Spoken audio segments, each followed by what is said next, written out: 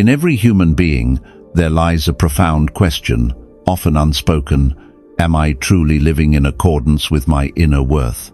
This question, though hidden beneath layers of conformity and obligation, persists in the depths of our unconscious. It is the soul's silent rebellion against mediocrity, the whisper of the self calling us to become more than what we have allowed ourselves to be. To settle for less than what one deserves is not merely a practical compromise, it is a spiritual betrayal.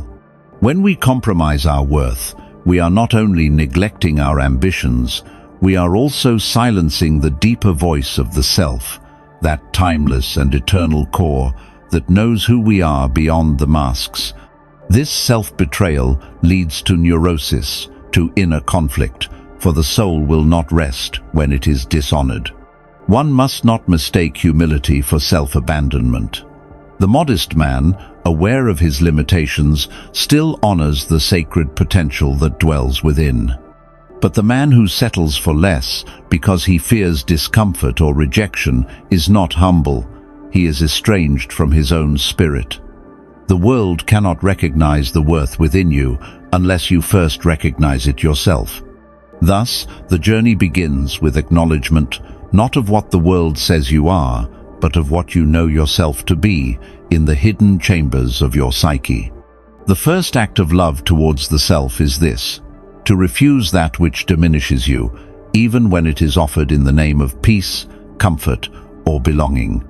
When we accept less than we deserve, we awaken the shadow not in its helpful form as a reservoir of potential, but in its bitter and resentful expression. The shadow does not take kindly to being ignored. It begins to project its dissatisfaction onto the world, blaming others, society, even fate, for the choices we ourselves made in fear. We must not forget that compromise, when born out of fear, breeds resentment. The individual who denies his inner calling to avoid conflict or rejection will, in time, find that the very world he wished to appease becomes his prison. The soul, silenced too long, turns hostile. It distorts dreams, sabotages relationships, and clouds judgment until one either listens or collapses. It is in this dynamic that we begin to understand that settling is not a harmless choice. It is a rejection of individuation, of the sacred task of becoming who one truly is. Every time we say yes to what diminishes us, we say no to the self. And the self, though patient, is not passive. What is required is courage, the courage to face the shadow and hear its grievances. For within its cries is the echo of your true voice, distorted though it may be. Listen not with fear, but with reverence, for the shadow only haunts those who are ready to awaken. In the social world, we wear masks, the persona constructed to meet the expectations of society. These masks are not inherently evil, they are necessary tools for social harmony. But trouble begins when we identify with the mask, believing ourselves to be only what is acceptable to others.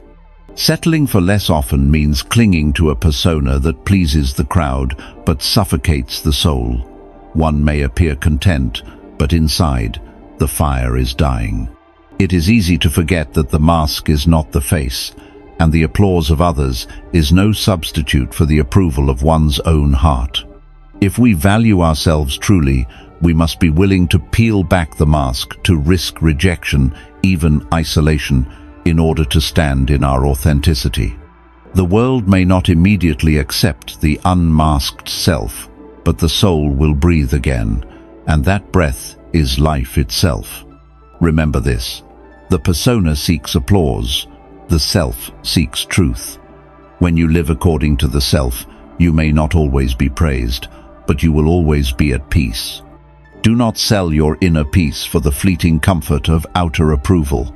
The process of individuation is not a gentle stroll.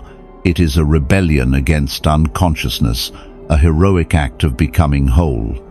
And settling for less than you deserve is the antithesis of individuation. It is a refusal to take the path inward where the treasure lies buried beneath the dragon of fear. Individuation demands that we take ourselves seriously, not in egoistic inflation, but in soulful responsibility. To say, "I deserve more," is not arrogance, but a declaration of respect for the divine spark within. You are not merely a product of circumstance. You are becoming a process unfolding, a mystery being revealed. And every time you settle, you halt that unfolding. The psyche, like nature, abhors stagnation. If you are not moving toward your true self, you are drifting towards spiritual decay. No external success can compensate for the inner disappointment of having betrayed your own potential. Therefore, I urge you, do not delay your becoming. The road may be uncertain, but the certainty of settling is death by spiritual starvation. Choose the path of life, even if it is lonely. For on that path, you walk with the self, and that is the only companion that will never leave you. There exists within every human being a quiet voice, not loud like the world, not urgent like fear, but steady and knowing. This voice is the voice of the soul, and it does not speak in commands, but in longings, in dreams, in subtle discomforts, when life is misaligned. When you ignore this voice, when you choose comfort over authenticity, you silence the most trustworthy compass you possess. The modern world is filled with distractions, all clamoring to define your worth for you: algorithms, institutions, traditions, but none of these know who you are. The inner voice, however, knows you intimately because it is you, not the you that performs, but the you that is. To hear this voice, you must withdraw from the noise, from the masks, from the addiction to approval. This inner voice will not always tell you what you want to hear. Often, it will disrupt. It will lead you away from comfort and toward confrontation, not with others, but with yourself. This is the price of wholeness, to listen to what the soul truly wants, and to be brave enough to act on it.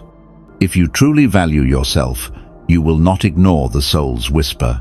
You will turn toward it, even when it challenges you. For the one who walks with their soul may suffer the world's disapproval, but they will gain the one thing that matters, a life that is truly theirs. To live beneath your worth is to wound yourself.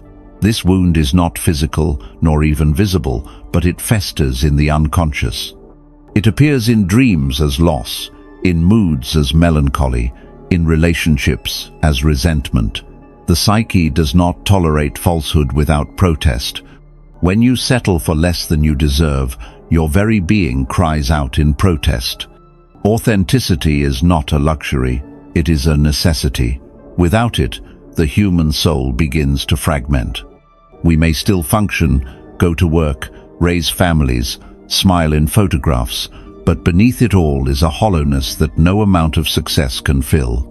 It is the hollowness of a life unlived, a self unloved. To heal this wound, you must first see it. You must recognize where you have betrayed yourself, not to shame yourself, but to reclaim yourself. This is the beginning of inner reconciliation. To admit, "I have settled," is not weakness, it is strength. For from that admission comes the power to choose differently. The psyche, when honored, responds with vitality. When you begin to live in alignment with your inner truth, the wound begins to close. Energy returns, joy becomes possible, and you realize the cost of settling was far greater than the cost of change. There is a dangerous myth, often rooted in early experience, that tells us we do not deserve more. It comes in many forms. I'm not good enough. I should be grateful. Others have it worse. These ideas are not moral virtues. They are psychological chains. They keep the soul bound to scarcity, shame, and silence. This myth is often born in childhood, where we first learned that love was conditional, that success required performance, and that silence was safer than truth. These early impressions solidify into inner beliefs, beliefs that shape every decision, every relationship, every compromise. The myth becomes a lens through which we view the world and ourselves. But this myth is a lie. You were never meant to shrink yourself to be acceptable. You were never meant to deny your gifts to keep the peace. The soul does not thrive in false humility. It thrives in truth, in wholeness, in the full expression of what it came here to be. To value yourself is to break this myth, to say, I deserve joy, I deserve depth. I deserve the life that resonates with my truth, not because the world owes you anything, but because the self within you is sacred, and it must not be desecrated by fear disguised as modesty. Many seek validation in the world in applause, titles, affection, approval, but these are shadows of worth, not its source. True self-worth does not come from the outside. It rises from within, like light through a cracked door. And once found, it makes settling impossible not because the world changes, but because you have changed.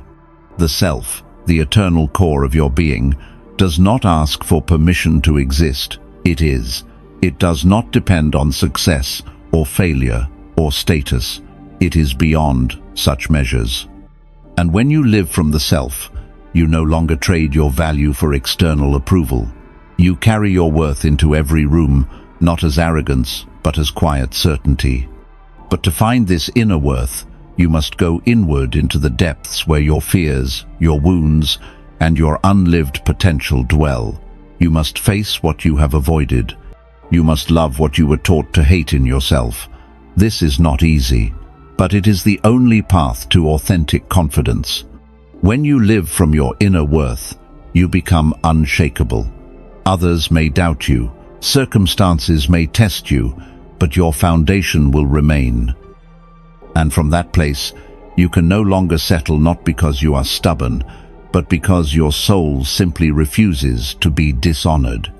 Fear is not merely an emotion, it is a ruler that governs many lives without ever announcing its presence. Often, what we call being realistic or playing it safe is, in truth, obedience to fear. It wears many faces: fear of rejection, fear of failure, fear of being alone, but its goal is always the same: to keep the soul small. The tragedy is not that we feel fear, it is that we listen to it without question. We take its warnings as laws. We surrender to its boundaries as though they were facts, not psychological phantoms. And thus we settle not because we cannot rise, but because we never dared to try. Yet the self, the deeper being within, is not afraid. It has already embraced your wholeness. It does not tremble before the unknown. It knows that the true danger is not failure, but stagnation. Not rejection, but the slow erosion of authenticity. And so, to follow the self is to rebel against fear. Fear must be faced, not obeyed. It must be exposed to light, examined, understood. Only then can we see that it is a veil, not a wall. And when the veil is lifted, the path becomes clear. The question is not whether fear will come. It will. The question is, will you let it decide your worth? Every relationship we form is a mirror. In others, we see ourselves, our wounds, our strengths, our beliefs about what we deserve. If we settle in relationships, it is often because we have internalized an image of ourselves as unworthy. We accept less because, deep down, we believe there is no more to be had. This is not about blame, but about revelation. Relationships reveal what we believe about our own value. A partner who disregards your needs, a friend who disrespects your time, a family that does not see you, these are not merely difficult dynamics. They are reflections of the ways we have yet to affirm ourselves. To value yourself is to set a new standard, not in arrogance, but in alignment with truth. It is to say, I will no longer participate in dynamics that diminish me. This does not require anger. It requires clarity. And clarity is the beginning of liberation. The moment you begin to honor your inner truth, your relationships will shift. Some will fall away, others will deepen, but what remains will be real. And real relationship is not built on settling, it is built on mutual recognition of sacred worth. There is no growth without suffering, for suffering is the crucible in which the ego burns and the self is forged. To rise from a life of settling, you must pass through the fire of discomfort.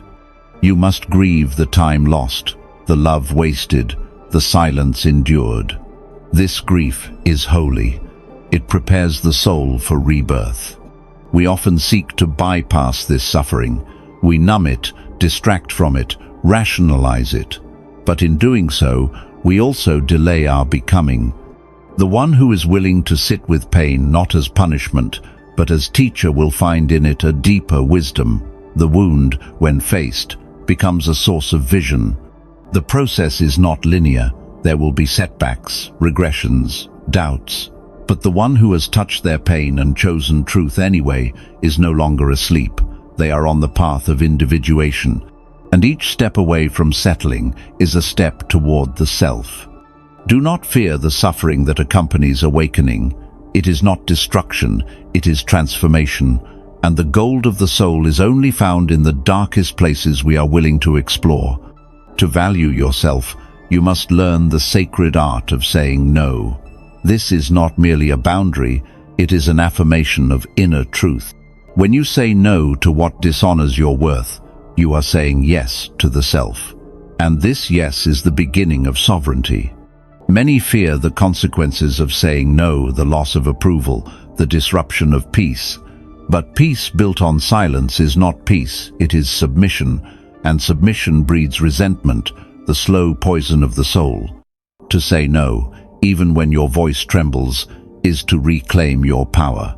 Each no you speak from truth strengthens your identity.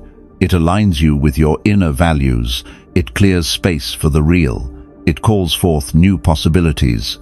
You become a force not to control, but to respect. The world may resist your no, but your soul will rejoice. Remember, you are not here to be agreeable. You are here to be whole. And wholeness requires the courage to disappoint others, if that is what honoring yourself demands. When you stop settling, something extraordinary begins to happen.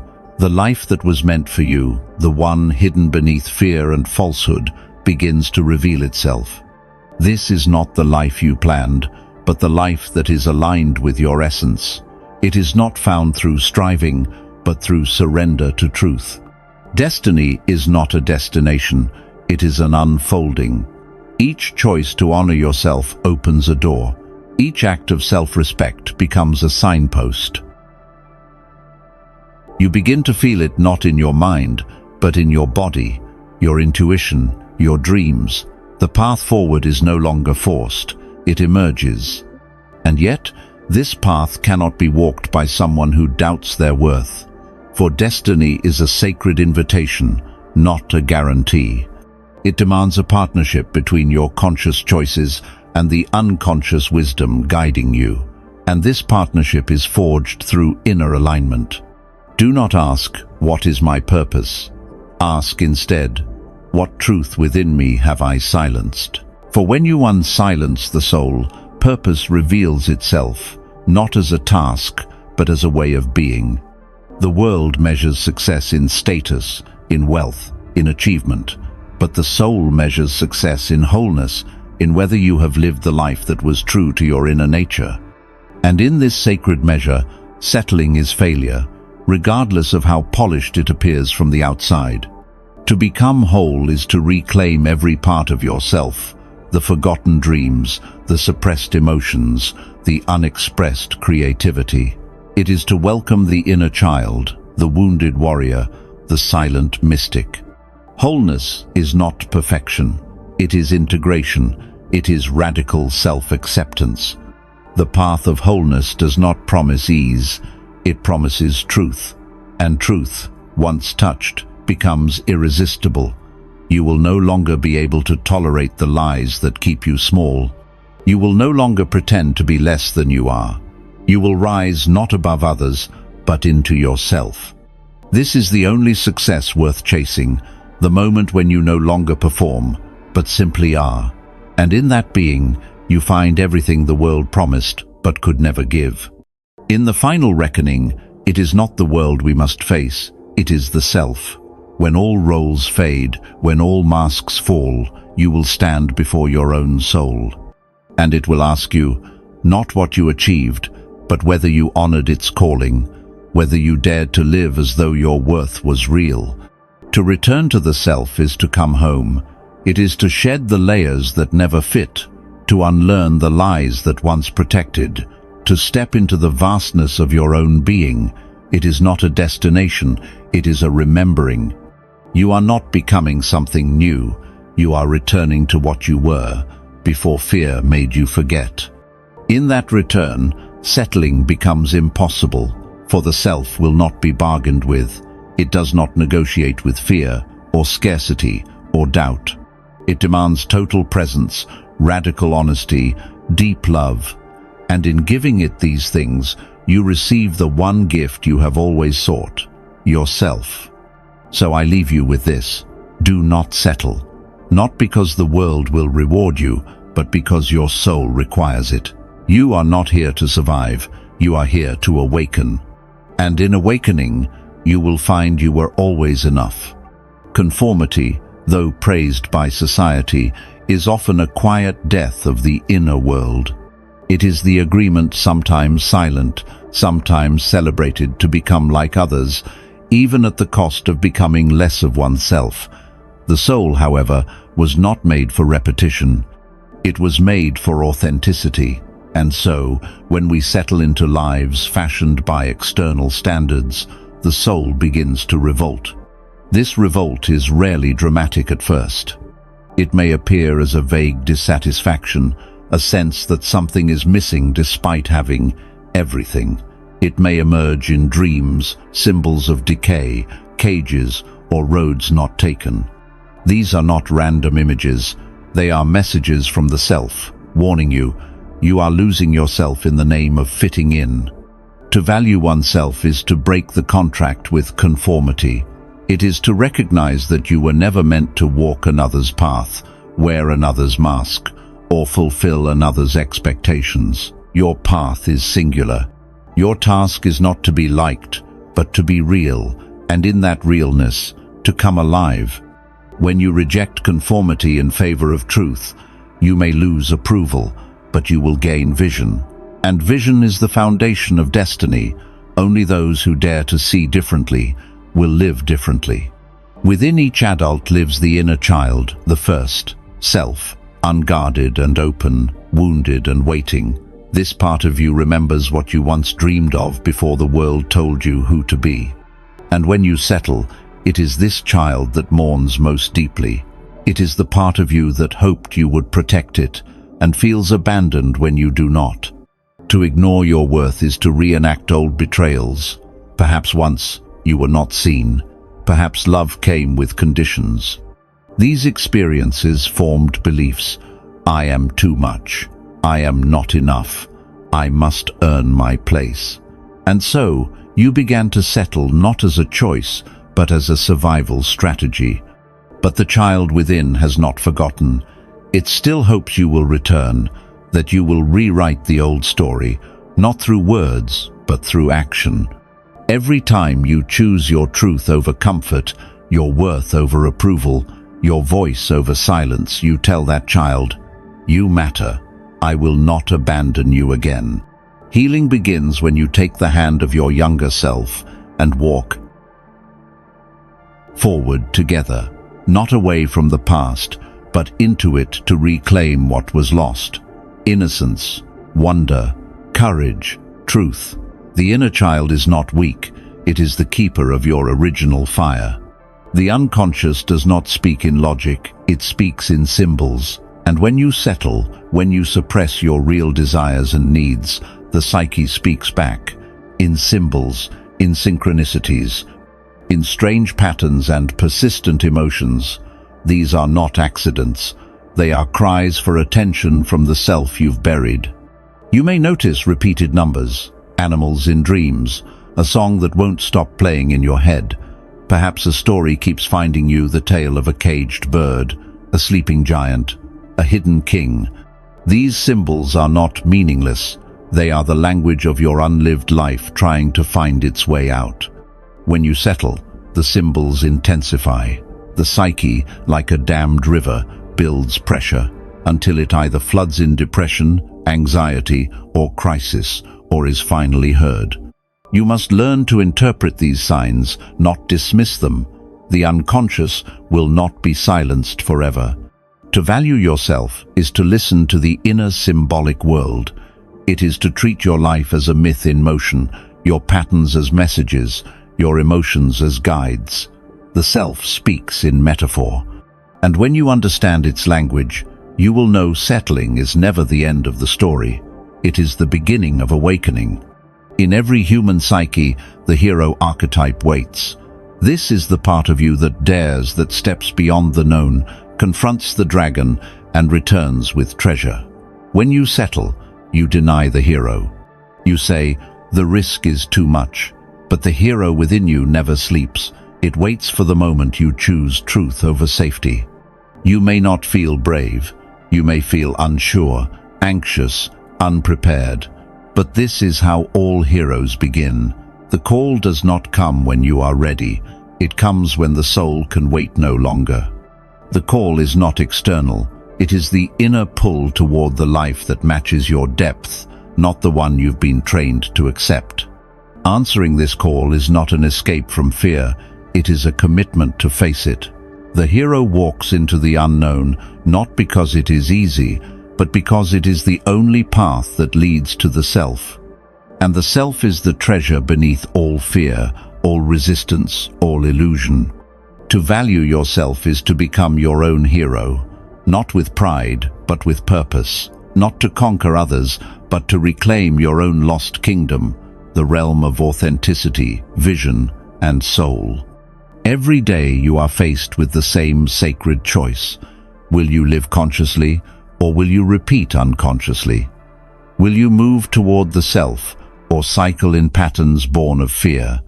Settling is not a passive decision, it is an active agreement to repeat the past. And the past, if left unexamined, becomes your prison.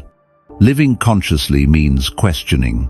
It means pausing before you say yes, asking yourself what you truly want, honoring your boundaries, grieving what you lost, celebrating what you are reclaiming. It means making each moment an act of alignment. The unconscious always seeks repetition until it is made conscious. The woman who settles for less than she deserves today is often reenacting the pattern of a girl who believed she had to. The man who denies his calling may be protecting a boy who was once shamed for dreaming too loudly. But the beauty of consciousness is this: it breaks the spell. The moment you become aware, the pattern loses its power. And from that awareness, you can choose again. You can live, not react, not repeat, but live from the self, for the self, as the self. In the end, this journey is not about achieving more, gaining applause, or being admired. It is about answering a sacred responsibility, the responsibility to become who you truly are. To live beneath that calling is not just a missed opportunity, it is a refusal of the very gift of existence. If you truly value yourself, you will no longer tolerate the life that asks you to be small, to remain silent, or to wear a mask. You will recognize that the soul did not come into this world to conform, it came to reveal, and that revelation is not for others to approve, but for you to embody. There will be moments of fear, of doubt, of loneliness. That is the price of authenticity in a world addicted to imitation. But beyond those trials lies something far greater: integrity, wholeness, and peace. Not peace as the absence of challenge, but peace as the deep knowing that you are, at last, in harmony with yourself. So I leave you with this, not as advice, but as a call to courage. Do not settle. Do not bargain with your truth. Do not apologize for your depth. Stand where you are, and from that place, walk forward, not to become more, but to become yourself. That, in the end, is the only thing that was ever asked of you.